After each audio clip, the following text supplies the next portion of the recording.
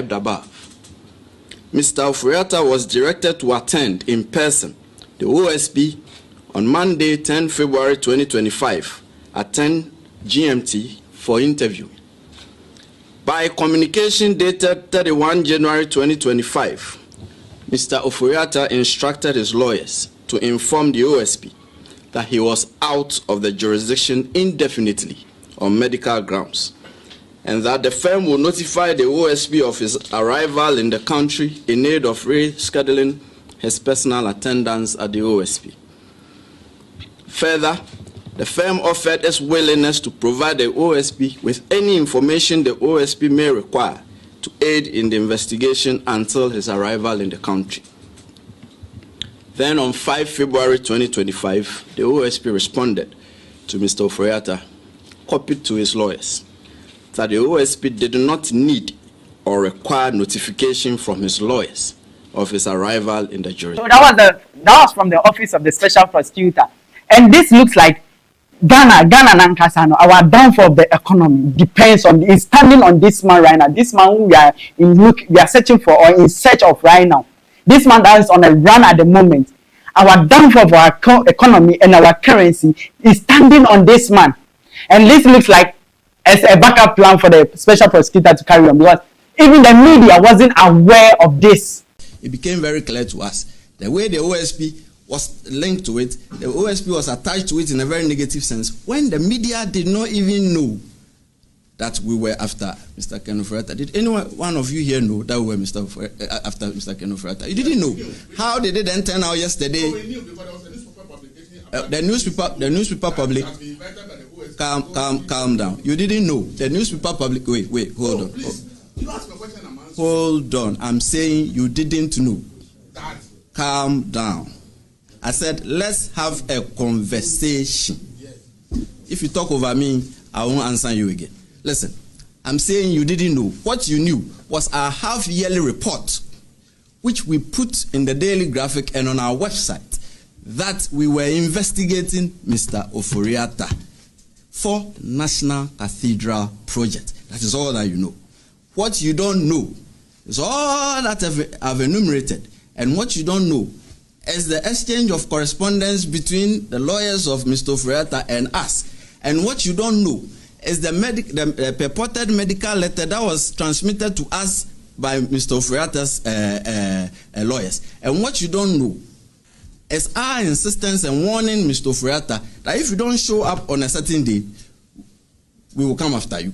You didn't know all that. So when I say you don't know, just admit that you didn't know. What you know is what we put in the... Special prosecutor has stated that he has no personal issue with the former finance minister, which is Ken Ofori-Atta. After he stated that a fugitive justice is needed so he should return back to the country for a questioning. It looks like whenever your man is invited for questioning, it's either out of the country or somewhere seeking for medication. That's why he always put out. But this time around, we are asking him to come voluntarily. And now I said, it's either we add force, because when persuasion fails, force must be what? Applied. So persuasion has been applied for decades now. Your man is not showing up. So right now, if you refuse the persuasion, then we'll also use a force to bring you back. We listen, we don't jet. Let's go watch the video. When we come back, we'll have more insight to share. Ladies and gentlemen of the media, a few minutes ago, I signed a directive declaring a high-profile person a fugitive from justice. This person is wanted by the OSP to answer charges in respect of several cases, including the following. 1. Contractual arrangements between Strategic Mobilization Ghana Limited and the Ghana Revenue Authority for the stated objective of the enhancement of revenue assurance in the downstream petroleum sector, upstream petroleum production, and minerals and metals resources value chain. 2.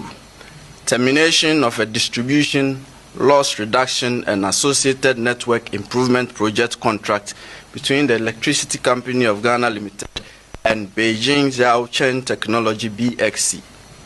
3.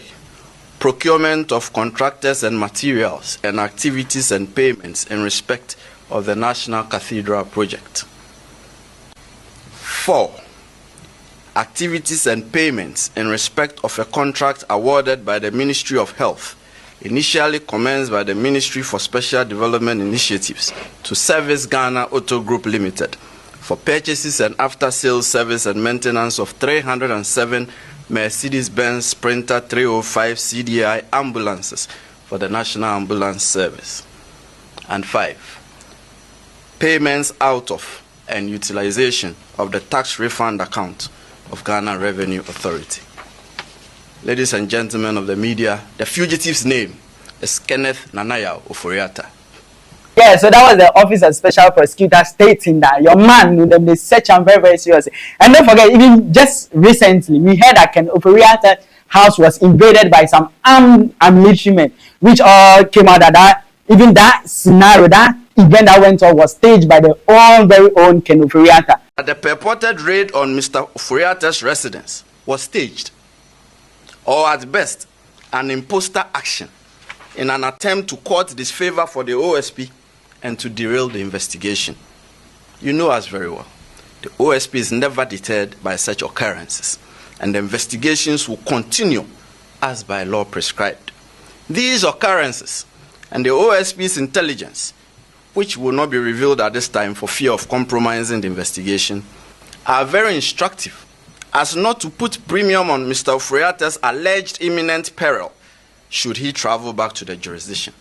In any case, the purported medical letter transmitted through his lawyers to the OSP did not state so or demonstrate so. The OSP is unconvinced that the purported medical letter transmitted by Mr. Ofori-Atta through his lawyers to the OSP represents a medical report to the effect that Mr. Ofori-Atta is incapacitated or is so sickly and invalid to the extent that he is physically unable to return to the jurisdiction without imperiling his life. No serious law enforcement agency, and certainly not the OSP, will be convinced that the purported medical letter stops it from demanding the physical appearance of Mr. Ofori-Atta before it in the described circumstances. We are of the firm conviction here that this is only a ruse employed by Mr. Ofori-Atta in aid of his intention to avoid returning to the jurisdiction and to personally answer questions in respect of the investigations. We are convinced that the real intention of Mr. Ofori-Atta is what was communicated to the OSP in the very first letter transmitted by his lawyers on 31 January 2025. That is, he has left the jurisdiction indefinitely. That was what was communicated to us at the first instance, and that is his intention. He has no intention of willingly returning to the jurisdiction. That much is clear to us. Consequently, ladies and gentlemen of the media, the OSP declares Kenneth Ofori-Atta a wanted person. He is a fugitive from justice. The OSP will take all necessary legal steps to secure his return to the jurisdiction and attendance at the OSP. And this is to Mr. Ofori-Atta. You have two choices. You can either return to the jurisdiction voluntarily, or the OSP will enforce your return.